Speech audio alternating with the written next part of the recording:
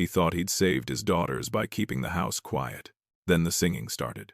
For nearly 2 years, the Moreau house had been praised for how calm it was. No tantrums, no screaming, no noise.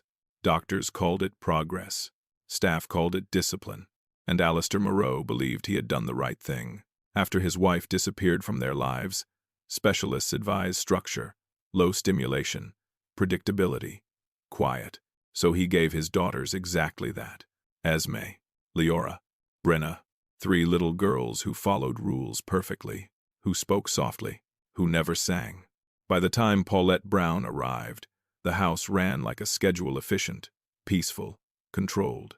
No one told her there were sounds that didn't belong there, and no one warned Alistair that the silence he protected so fiercely was about to be broken, not by rebellion, but by a song his daughters had been holding inside for far too long. Before we continue, please like, share, and subscribe, and tell us in the comments where you're watching from. Now let's dive back into the story. The Moreau estate in McLean stood like a monument to order, tall, elegant, and airless. Inside, everything ran on time. Meals arrived at the exact minute. Curtains opened and closed with the sun. Toys stayed untouched in tidy corners. It wasn't just a home anymore. It was a system. After his wife's removal, Alistair Moreau stripped the house of anything unpredictable. The specialists had spoken clearly. Low stimulation, predictability, minimal emotional swings. And he listened.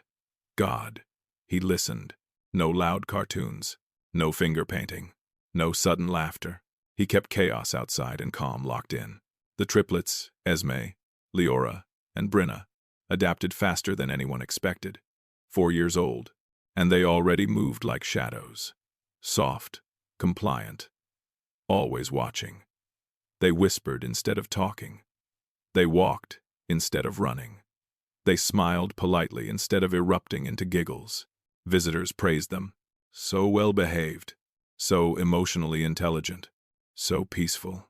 But Paulette Brown, the new housekeeper, saw something else. She hadn't come to nanny or entertain. Her job was floors, linens, and dishes. Nothing more. Alistair had said it directly. We don't need warmth. We need stability. And yet, even with her purpose clearly defined, she noticed. She noticed how the girls sat beside each other but never reached for one another. How their dolls were arranged perfectly but never dressed or spoken to. How there was never a mess, not even the joyful kind. One morning, Esme tripped in the hallway. She hit her knee against the baseboard. Paulette rushed over, instinctively. But the little girl just stood up, brushed off her dress, and kept walking. No tears. No fuss. Not even a wince. The girls are never loud, not even when hurt. That night, while folding towels in the laundry room, Paulette began to hum, quietly, absent-mindedly, a lullaby she hadn't sung in years. A tune her grandmother used to whisper while stirring soup on stormy nights. She didn't know 3 little girls were listening. The next morning, one crayon appeared on the kitchen floor. Green. Snapped in half. The coloring books were still sealed in plastic on the shelf. Later that day, she hummed again, this time near the playroom. Esme glanced up. Leora paused mid-step, and Brenna whispered, "Is that music?" Just one word. A crack in the wall. Some children don't heal by getting quieter. They get quieter because they've stopped feeling safe. Paulette didn't respond. She wasn't paid to, but she let the melody linger in the air a little longer this time. She didn't say much. She didn't try to save them. She just kept humming. And slowly, like breath returning after being held too long, something began to shift in that house. Healing doesn't always begin with noise. Sometimes, it begins with the soft return of color. She found a second crayon by the end of the week. This one, red. Broken, too. She picked it up gently, like it mattered.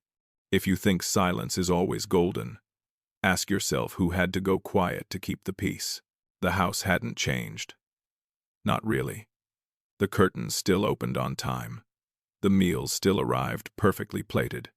The silence still pressed against the windows like fog. But deep inside its walls, Something had stirred. Something childlike. Something unstructured. Something alive. And in just a few days more, Alistair Moreau, who had ordered silence like a prescription, would hear a sound he hadn't heard in years. The echo of his daughter's giggle, slipping under a door. Paulette wasn't trying to disrupt anything. The house was quiet. Always quiet. She worked within it like a ghost, with gloves, dusting, folding, polishing, and she never meant to stand out. But she was human. And some habits cling to you. She hummed while she worked. Nothing dramatic, no arias or show tunes, just soft little nothings. The kind of sound that slips out when your hands are busy and your thoughts drift. It happened again on a Thursday. She was scrubbing the kitchen tile grout, knee to the floor, voice low. A forgotten melody from childhood found its way to her lips. The triplets weren't even in the room. Or so she thought. She didn't hear him come in. Alistair's voice was smooth but firm. They respond better to calm. Paulette turned quickly, wiping her hands on her apron, her face neutral. Of course, sir. She didn't sing again around the staff or the family. Not even when she wanted to.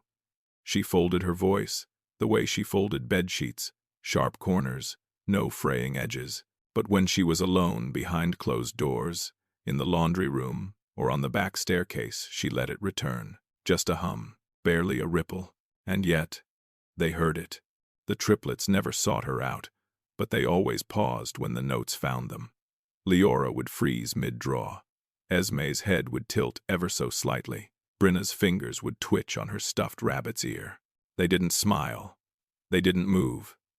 But they listened. Intently. Like they were remembering something they weren't supposed to have forgotten. What awakens us is rarely what was prescribed. It happened 3 days in a row, a soft hum near the sunroom, the sound of little feet tiptoeing closer. Not to speak, not to sing, just to be near it. That's when Paulette knew. The girls are not overstimulated by sound, they are drawn to it. They weren't shutting down because sound overwhelmed them. They were starving for it. Alistair's silence wasn't healing them. It was muting them, flattening them like pages in a closed book. And now, each note, each accidental melody, was lifting a corner of the cover. It wasn't rebellion. It wasn't noise. It was a reach. She didn't speak to Alistair about it. She didn't speak to anyone. But she began choosing her cleaning times carefully when the staff weren't around. When the house was safely still. When her voice could spill into the hallway like a gentle stream. One morning, as she hummed and polished the banister, a soft breath brushed against the back of her arm. Brenna, not speaking, not smiling, just standing near enough to feel it. Paulette paused, and then she began humming again, a little louder this time. Just for her. Healing doesn't always come in silence. Sometimes it hums before it speaks. This wasn't rebellion. It was resurrection. If silence were truly safety, why would the children follow the sound? In the next room, a teacup clinked against porcelain. A shadow moved past the threshold. The hum stopped. Paulette's hands stilled. But Brenna didn't move. She stood there, blinking slowly, as if waiting for something she hadn't even known she missed. And behind a half-closed door, Alistair Moreau stood listening not to the sound itself, but to the way his daughter leaned toward it like a flower to light. The first time Paulette heard it, she didn't think much of it. She was wiping down the glass on the patio doors, the late afternoon sun painting long shadows across the floor, when a soft voice floated from the playroom. Again, again, then a second voice echoed it. Again, again. At first, she assumed it was a game, maybe a story being reread, or a puzzle being reset. Children said things like that all the time, didn't they? But the rhythm was off. The voices weren't bright or playful. There was no giggling, no jumping, no scattered toys, just repetition. Again, again, each time softer, each time more fragile. Later that evening, Paulette passed by the playroom again. The girls were sitting in a perfect line on the rug, legs crossed, eyes distant. No music, no screen, just stillness. And a whisper. Again, Paulette paused at the doorway. "What are you asking to do again, sweetheart?" No one answered. They simply blinked. The next day, she heard it again whispered while stacking blocks, while brushing a doll's hair, while coloring without speaking. Again, and slowly. It clicked. It wasn't about the game. It was a request. A memory, maybe. Echoed so often it became muscle. Not for a story or a toy, but for a sound. A feeling. A moment that no longer existed. She didn't ask questions outright. That wasn't her place. But she listened carefully in the kitchen when staff talked while preparing tea trays. She lingered when the tutor arrived early. She heard things, soft and sad, passed off as trivia. Their mother used to sing with them, every night. Not lullabies, real songs. Karaoke, even. She kept a little machine in the den. Pop songs, old musicals. They'd belt choruses in tiny pajamas, dancing across the rug. It was their ritual. And then, she was gone, and the singing stopped. That same week, consultants arrived with binders and recommendations. Silence was implemented immediately. The karaoke machine was boxed up and taken away. Not discarded, just disappeared. Paulette stood at the linen closet that night, staring at the folded towels like they might answer something. Some routines survive because no one asks what they replaced. The house had been stabilized. The girls had become quiet, gentle, easy to manage. Their emotional swings had been flattened into something palatable, but what had been erased to make them that way? The thing that stabilized the house may have erased something vital. Again, they whispered, over and over, not to rewind the game, to rewind a feeling, something warm, loud, alive. That evening, Paulette sang aloud for the first time not a hum, but a line. Just one. A verse from an old show tune she remembered hearing in passing. The girls froze, not in fear. In recognition, as if something buried had suddenly risen through the floorboards. They didn't move. They didn't speak. But their eyes tracked her like a compass finding true north. She didn't repeat the line. She let it hang in the air like smoke curling toward the ceiling. If silence was really healing them, why did sound look so much like oxygen? She turned off the light gently and closed the playroom door behind her, heart pounding for reasons she didn't fully understand. And down the hallway, in his office, Alistair stared at a dusty box beneath his bookshelf, the one labeled, "Karaoke Unit Do Not Open." His hand hovered above it, then fell away. What the girls remembered was returning, and he wasn't sure if he was ready for what came next. It had been a week since Paulette noticed the agains. A week since the girls began gravitating toward her voice. A week since a single lyric shifted the air in the Moreau home. The silence was still in place, technically. Meals were still quiet. Toys still returned to their exact positions. No outbursts, no chaos. Everything on the surface looked healed, but Paulette had seen too much now. This wasn't stillness. It was suppression. So, the next time she found the girls sitting on the playroom rug in their usual perfect triangle, she didn't sing. She didn't hum. She just sat down. They blinked, watching her. She smiled gently. "Can I ask you something?" 3 heads nodded in near-perfect sync. "What happens if you sing?" There was a pause. Brenna shifted first, tracing a seam in the carpet. Leora looked at Esme. Esme looked down, and then Leora mouthed it, lips barely moving, breath quieter than a whisper. "They stop us, not punish, not scold. Stop, like a switch being flicked, like music being pulled from a room mid-melody. No anger, just removal. Clean, surgical, and that was worse. They hadn't been taught that singing was bad. They'd been taught it was inconvenient. Joy wasn't forbidden, it was discouraged. Sound wasn't punished, it was corrected. The girls didn't have trauma from chaos. They had trauma from containment. That night, Paulette sat in her quarters staring at the ceiling, heart heavy with what she'd uncovered.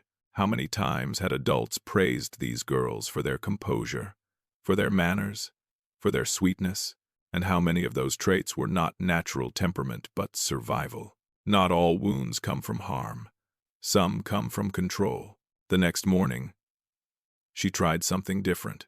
Instead of humming while she worked, she opened the den windows, let in the breeze, let in the world. She turned the radio on, just for a moment. Soft volume, just a crack of melody. Within seconds, the girls gathered silently in the hallway listening. Not dancing, not singing, not moving. Just absorbing it like sunlight on cold skin. And Paulette understood. They were waiting for someone to not turn it off. The problem was never behavior, it was conditioning. All this time, she'd been asking herself, why are they so quiet? Now she was asking, who taught them it was dangerous to be loud? She looked around the home, so pristine, so symmetrical, so emotionally still, and realized the enemy wasn't noise. It was the absence of permission. She switched the radio off just before the staff returned. The girls didn't complain. They never did. But one of them, Esme, let her fingers tap a rhythm on her leg as she walked away. A beat, a pattern, a song waiting to happen. If we only reward children when they're quiet, we don't raise peace, we raise silence. And behind the study door, Alistair Moreau replayed the monitor footage again and again, not watching Paulette, but staring at his daughters, realizing for the first time they had never looked at him the way they looked at her. The den had been closed for months. Once, it had been alive stuffed animals, spilled popcorn, tangled blankets. But now, Paulette dusted its untouched corners like she would a guest room. Gently, carefully, with no real expectation of life returning to it. She wasn't planning anything. Not really. She just wanted to give the girls something more than silence. So she turned the TV on. Low volume, background noise while she straightened the pillows. Something harmless, something human. But instead of a cooking show or a music station, the screen blinked, loaded, and there it was, the karaoke app, still installed. Forgotten, but not gone. She didn't touch it, but the triplets had wandered in behind her as they often did now, quietly, like moonlight following shadow. And when the opening bars of an old pop song started to play, something shifted. Esme froze. Leora's hand flew to her mouth, and Brenna, barely a whisper, said, "That's Mommy's song." Paulette turned slowly. The screen was innocent enough. A pastel background, bouncing lyrics, but the girls looked at it like it was holy. Paulette's hand hovered over the remote. Her instinct was to turn it off, to protect, to preserve the fragile calm. But something inside her pushed back. Instead, she stepped to the entertainment console and opened a drawer. 2 plastic microphones. Light, cheap, still working. She offered them wordlessly, one in each hand. Esme took hers like it might burn her. Leora stared at hers for a long time, and Brenna just nodded.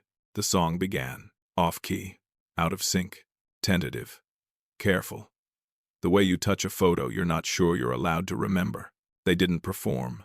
They didn't smile. They read. Every word, as if decoding a secret message. They weren't confident. They were relieved.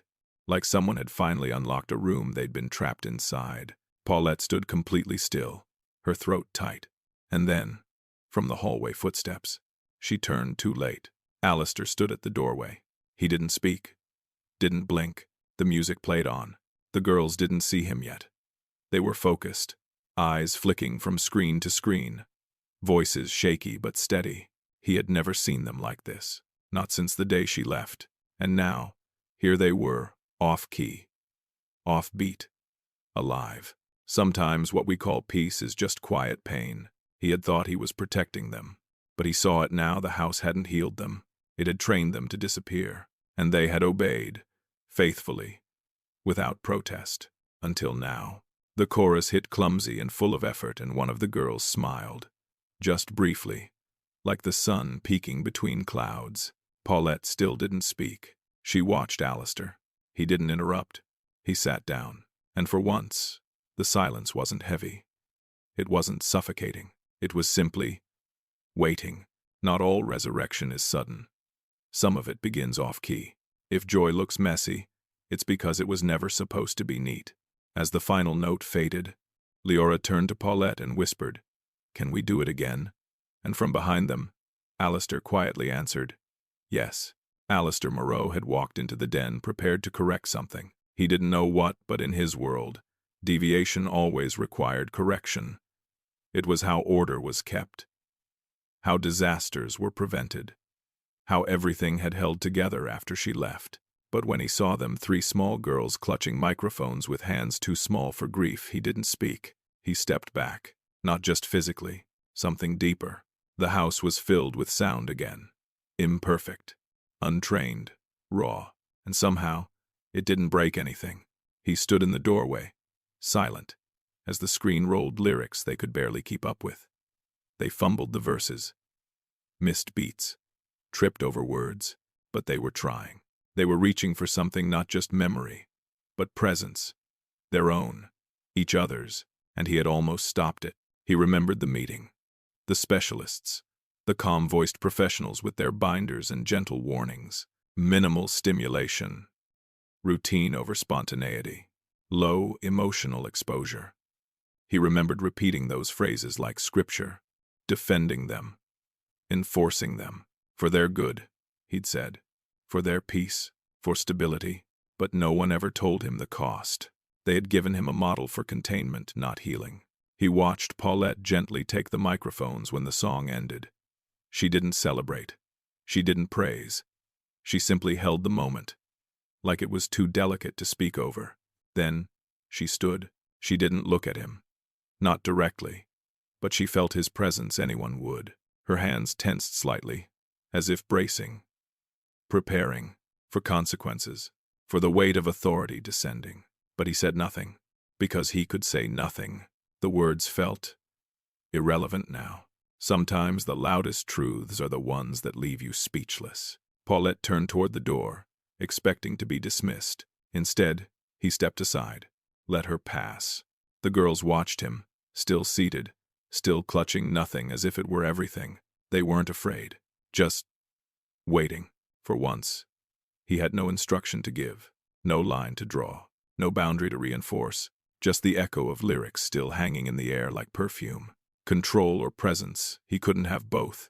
He realized that now, too late. Maybe, but deeply. The peace he had created in this home was a sterile kind. An absence, not a presence. And presence real, flawed.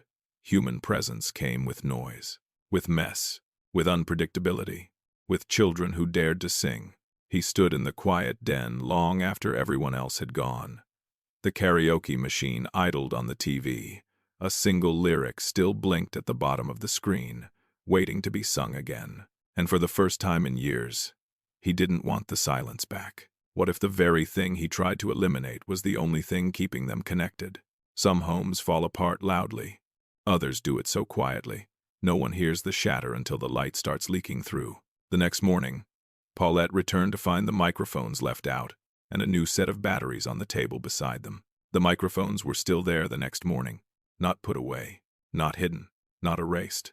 They sat neatly on the rug beside the karaoke screen, where last night's moment had ended or maybe begun.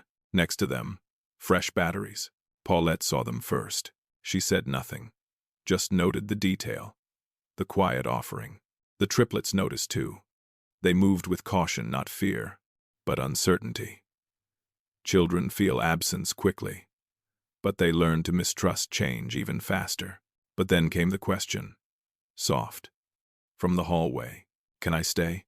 It was Alistair, not commanding, not inspecting, asking. The girls looked at Paulette, unsure. She didn't nod. She didn't answer for them. She just adjusted the volume, handed them the microphones again, and stepped back. This time, the girls didn't hesitate. The song began, not one they remembered perfectly, but one they seemed to like. And the moment they opened their mouths, the room cracked open. They were louder today. Messier. They talked over one another, skipped lines, laughed once, just once, when Brenna made up a lyric, and the others followed her lead, and Alistair stayed, still, silent, present, no notes, no adjustments, no requests to lower their voices or keep it calm, just space. This wasn't a breakthrough. It was permission. There was no applause at the end, no declarations of healing. No one called it a miracle, but it was. Not the kind that arrives in fire or spectacle, the quiet kind. The kind that enters only when the room has been emptied of expectation. The girls didn't turn to their father. They didn't wait for validation. They simply handed the microphones to Paulette and asked if they could sing again. She handed them back, and this time, she didn't leave the room. Neither did he. He sat down on the edge of the couch, elbows on knees, and watched not them, but the space they made for themselves. And she stood at the wall, arms folded, humming along without fear. The billionaire learns. The maid does not save. The girls weren't transformed by Paulette. They were reminded of sound, of joy, of self. And Alistair, he wasn't rescued. He chose to listen, chose not to stop what he didn't understand, chose presence over perfection. Sometimes, the only miracle we get is the chance to try again. If silence made them easier, but joy made them real. What else had he mistaken for peace? There was no celebration, no dramatic music swelling as the credits rolled. Just another song, a little louder, a little braver. The lyrics filled the room, imperfect, fragmented, free, and as the girls sang, one microphone dropped and rolled toward Alistair's feet. And this time, he picked it up. The Moreau house didn't change overnight. The curtains still opened with the morning light. Breakfast still arrived on matching plates. The beds were made, the rugs vacuumed, the clocks on time. But it was no longer silent. That was the difference. Not chaos, not noise, just presence, the kind of sound that belongs, that lingers, that feels like proof someone is really living here. There were still rules, still order.